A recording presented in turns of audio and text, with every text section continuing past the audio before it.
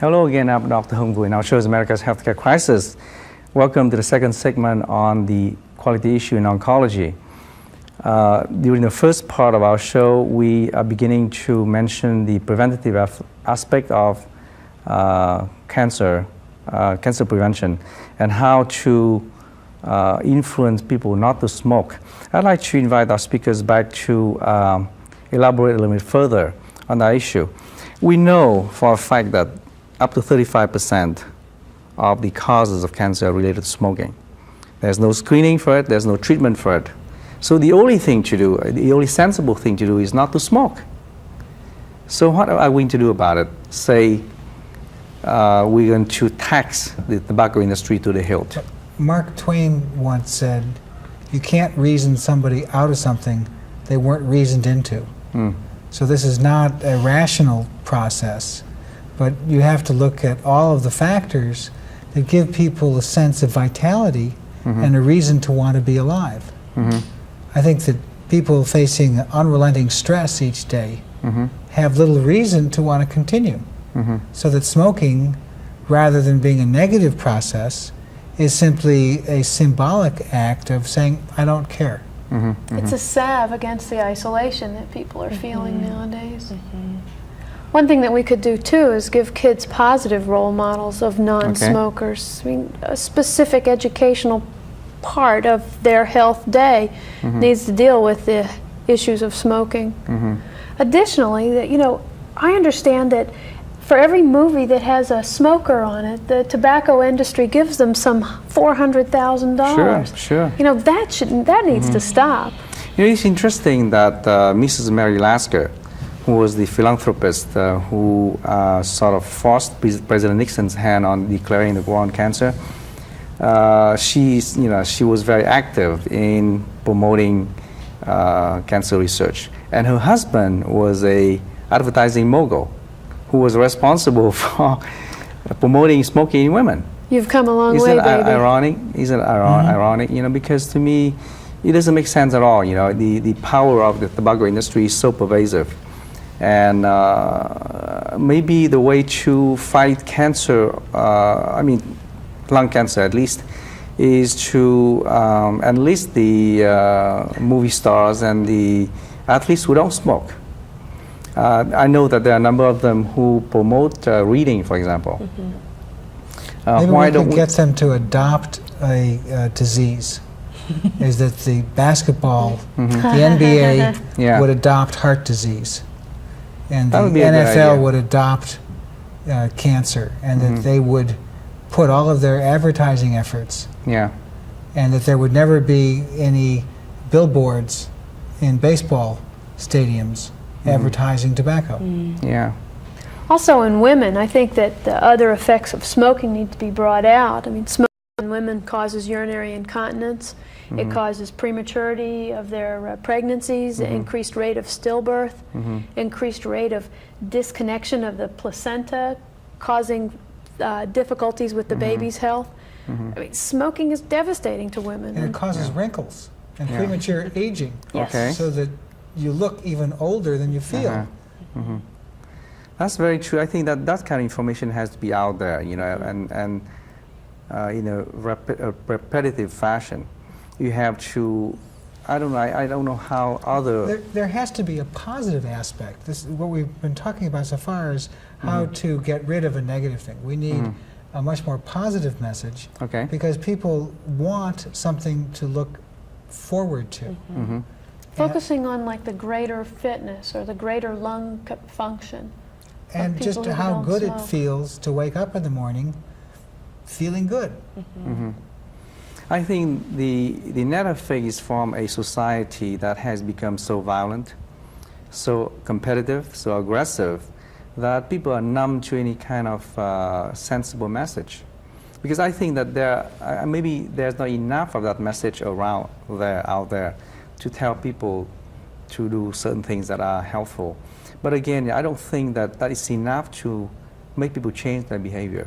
In other words, I think Dr. Dean Ornish wrote a book called Stress, Diet, and the Heart. I think things generate from the brain and not the heart necessarily. When you think wrong, when you have a wrong attitude to begin with. Everything you do is wrong. You wake up in the morning, you feel stressed out, so you reach for a cigarette, you smoke. And because things are available, and you associate certain bad habits with pleasurable,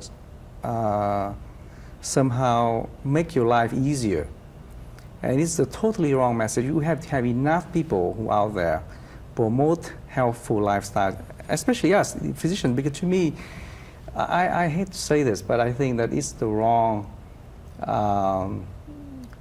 opus memorandi to wait for the patient to come to us and administer surgery and chemotherapy and radiation, because all those treatments are so painful and are so costly. What are we as physicians doing about helping people not to get into those things to cause them cancer to begin with? What do you know that the AMA is doing or the CMA is doing? What I do with my patients, since I am also a primary doctor, is I wrote a book called The Owner's Manual, a guide for owners of human bodies. Excellent. And with this appealing and lighthearted format, try to help people understand that we have only a long-term lease on these units, and that the manufacturer doesn't warranty them, but he will do his part if you will do yours. And with this awareness, it cuts through some of the unconsciousness. That the stress that we encounter, as you said, numbs us to any sensitivity. One of the most widely known and I think most effective stress reduction clinics is based upon John Kabat-Zinn's program in Massachusetts that is based upon Vipassana meditation. It's a mindfulness. And he deals with people who are really at the end of the road of medical technology, and that they are, quote, told they have to live with it. But think of what it could prevent if everybody did that. if you were mindful of the enjoyment of going for a walk, not so that you can be the fastest person around the block, but so that you can experience the fragrance of the trees. And that mental health that promotes, and the resulting physical health that promotes. Well, and I think even bringing mindfulness to behaviors that are destructive would help people be conscious. You know, I mean, mindful smoking would at least bring people into recognizing that they're choosing that behavior. I don't think it's for us to say they shouldn't smoke. They have to be responsible and choose not to smoke. And it's such an unconscious behavior that if they're not mindful of it, they don't know that they're being self-destructive on some level. So cultivating a healthful mind, I think, is probably one of the first things that we could do, promoting cultivating a healthful mind in society. You know, I meditate every morning as soon as I get out of bed, and usually in the evening, but I'm not so good in the evening. But I think that's one way of reducing the stress that we talked about that's so damaging, and of keeping some balance in my life. It's harder to move to an unhealthful behavior if I'm doing so much to promote my health. Correct. In fact, the simplest dietary advice I can give people is, if you can't bless it, don't eat it. If you can't actually have a sense of something being living food that you take into your body, or the same thing would hold true for living action, that don't do it. And you don't need a whole complex exercise program or diet program. You need to be able to look at the food and decide, is this life-sustaining or not? That's also about choosing to acknowledge the sacredness in life, and I think that speaks to a lot of the self-destructive behaviors. Is it comes from a place of that angst that people aren't treating life as sacred, or the food as sacred, or themselves as sacred. And so it doesn't matter. But if it could matter more, they would make different choices. There is a huge thirst, I think, for returning a reverence to life. And that if there was a sense of the preciousness and the fragility of life. Cultivating a spiritual self-concept. Cancer prevention would be a moot point, as would cardiac prevention. People would be fully alive for as long as they are. Let me spend a few minutes reading this thing here. and maybe you can give me your comments on it. I wrote a little chapter called A Dream Vision. Year 2050, I'll be approaching George Burns' age. Village green. A few cars and buses are electrically run for public transportation only. People ride their bicycles to work. Air pollution is maximally controlled. Drinking water is filtered and purified. In agriculture, minimal amounts of pesticides are used to avoid soil contamination. The growth of grains and produce is carefully planned to minimize soil barriering and to optimize production. The main source of protein is soybean and occasional baked fish. There is no meat consumption. The village inhabitants exercise routinely in and outdoors. Urban planning is well thought out to provide efficient family dwellings and lots of open space for community recreation and social gathering. Preventive medical care is universally provided free of charge. Care providers become healers and teachers. Alternative medicine becomes mainstream. As public health measures are prioritized, infections are rare and readily controlled. STD becomes sexual treat to delight. HIV is honor in the vows. In an environment of peaceful coexistence with no smoking, alcohol, or high-fat food, cardiovascular diseases become rare and most high-tech interventions become obsolete. A few patients with incurable cancers die at home under hospice care. Most people die naturally of old age. Their death is no longer medicalized or legalized. The village inhabitants are comfortable with themselves, and plastic surgeons repair defects of congenital or traumatic nature only. Many lawyers become counselors, writers, and architects. The group of citizens at high risk of developing organic diseases such as diabetes mellitus, arthritis, and other hereditary conditions receive comprehensive education to become independent and productive. Occasional unavoidable sicknesses and accidents are quickly treated.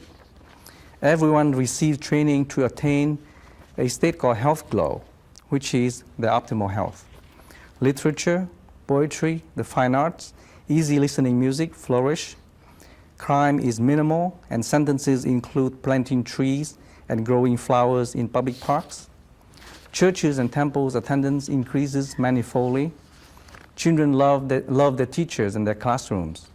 They share the chores of keeping them clean and tidy. The healthcare expenditure is 4% of the GDP, gross domestic product. 14% is spent for education. And the politicians stop squabbling about balancing the budget. Sounds like Plato's Republic. It's a utopia. That's the way it should be, though. Well, I think Right the now. question is that possible? I mean, do each of us here believe in that possibility? And then beyond that, is there enough people that believe in that possibility that we can create it? I mean, my experience, I did a segment on death and dying with my freshman health students, and I did a meditation with them of, experiencing who they are and where they've been and projecting into the future to the time of their death and how they feel. And when we came out of meditation, there was an awful lot of tears in the room. And I asked them what was going on, and many of them didn't see living beyond 25. The youth in our culture right now don't have that vision. No, they Don't even believe in the possibility of that vision. So the apathy and the lack of respect for their body speaks once again to that spiritual hunger, the sense of purpose and possibility. Let's They not just call it don't- utopia. Would you like to live in a place like that? I espouse every one of those sentences that you wrote. Give me time for rollerblading. Lots Well, of you have a lot of playtime, also yeah. open space there, To me, the thing about that, we're programmed to react to stimuli. And to me, the most essential function of a human being is the ability to think and the ability to feel. And we have less and less of the opportunity to do that. Oh, but you have to add to that the capacity to relate, and to relate with a sense of kindness Sure. to the rest of the culture. We are social organisms as well as individuals, and our relationship with our fellows is the critical part. I think that the anomie that you describe in the youth is true. If you look at certain cultures, in urban cultures, the life expectancy for a 14-year-old male is only a few years. Right. And that this is going to die from gunshot or think some other violent death. We're not doing enough for the people in our society who are dealing at very low levels of Maslow's hierarchy of needs. You know, in other words, for many of us, survival is not an issue, food is not an issue, warmth is not an issue. But for many people on this earth, it's not just survival in the big picture, it's getting through today, it's getting food today. And until we care for even those members of our society, we're not going to move to that big picture. But my understanding is that we have enough technological know-how that if we use the state of Texas to grow grains and corn, we have enough to feed the whole world. Is that true? Probably. But it's not what we do. You see, to me, it's not a matter of production because we have the know-how to do it. It's the distribution of resources and the concept. To me, you have to have a concept first. Like, you know, I mean, the way we build a city is that we go to a place and we don't have any planning, we don't have any vision. We don't have an inclusive vision. We have a vision that includes our own pockets and those of our immediate community, our people, if you will, but not a worldview. And our country has so much. Geographically, we're blessed with the most fertile land in the world. We have the most natural resources, and we're flaunting them.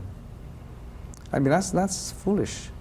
And we're the leaders of the world. You know, I think that's very disconcerting. And now I think that one of the encouraging development is that the government is talking about ecology. I understand that President Gore is a very strong advocate for preservation of the ecological balance in the earth. And I think that's very a positive development. Because if we don't do it here in America, I mean, I think that the whole world is lost. Because you know, if you talk about Russia, or Australia, or Canada, most of the land is not usable. Everything has to come from here, and maybe from the Bay Area. You know. I think there's also a cultural trend towards simplicity at this point when we're finally discovering that curve where having it all isn't it all. And there's a real conscious choice now to have less and to simplify our lives. And I think that's happening. That's that awareness that, oh, wait a minute, we do have a lot of resources. We don't have to have them all or be greedy about it. And it will minimize the stress. I mean, the resultant outcome is that there is less stress if there's less money to maintain and there's less job to do and there's less house to own. I think taking more cultural responsibility for the world, I think, is another step. You know, interacting with all the different summits that we have with different countries to, you know, help them to promote their ecology, help them to promote or to reduce starvation in their country and promote agriculture and education. I think those are steps towards having a world ecology. Now, obviously, I didn't expect this, but we all share the same views or the same concept. How about your colleagues at Stanford? Do people have the same kind of agreement of the things we talk about, or they are after other things? I don't think anybody at Stanford knows I meditate. I don't think that they know my worldviews about loving peace and promoting ecology. No, you know, I run from office to the clinic and see patients and, you know, and then back to my office and try and write a paper. I would think your patients understand what you do. I have a because you communicate relationship. it by your presence, your wa, if you will. And I certainly speak of it openly to my patients and as openly to my colleagues as they're willing to listen. The issue is not so much inadequate number of speakers, but the inadequate number of listeners. And practitioners. You know, I mean, I think people can speak a lot of different things, but whether they practice what they preach. You have to walk your talk.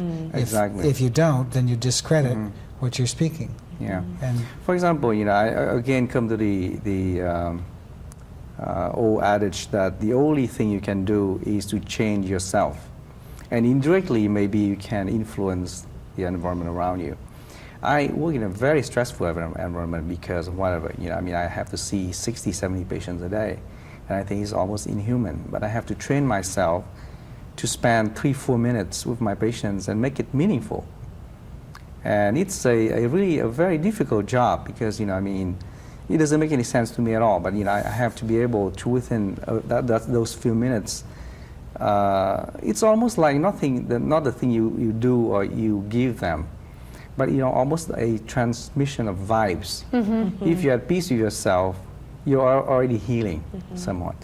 Because anything I do may be meaningless because I don't know them enough. How can you treat a patient after talking to them for 5 minutes? You don't know anything about them. You know? You're speaking of just the power of presence, of just, Yes. you know, being with them. And it's not really about doing a lot, it's about being there Yeah. and holding that space for that few minutes Yeah. versus being somewhere else while you're with them, you know, in your mind or Yeah. ahead of yourself or maybe that's behind why yourself. we're called human beings and not human doings. And I think that part That's of this very is more true. important than the surgeries we do and the chemotherapies that we give. Yeah. The perniciousness of the economic forces in medicine that limit the time with the patient and the physician is so destructive because the real healing takes place as part of the relationship, Yes. and that is Yes. systematically being emasculated. By the way, I'd like to let our viewers know that Dr. Hanlon is the surgeon who have the skill of removing the largest tumor or something, you know, I mean, that's what I heard. But again, you know, to me, this is beautiful because she's not talking about her technical skills at all. She's talking about meditation. She's talking about being with the patient. I mean, from the, you know, the mouth of the person who does things so well technically comes the concept. To me, I really think I'm very pleased that you're here, you know, because that's where it's at. I didn't do enough for that patient. I removed her 303-pound mass. And I removed it very successfully, and physically she did well. But had I been with her longer, if I could be with her longer, I think that she would, you know, even have recovered more strongly, more quickly Yeah. from her surgery, Yeah. because she was under incredible stress with that large tumor. Right. Because what I'm saying is that we are a technological society that glamorizes the doing part in medicine. You know, if you come in and, you know, you surgically remove something, then, you know, you call a hero. And to me, Dr. Hanlon obviously has both. You know, to me that's very important because, you know, she's not the kind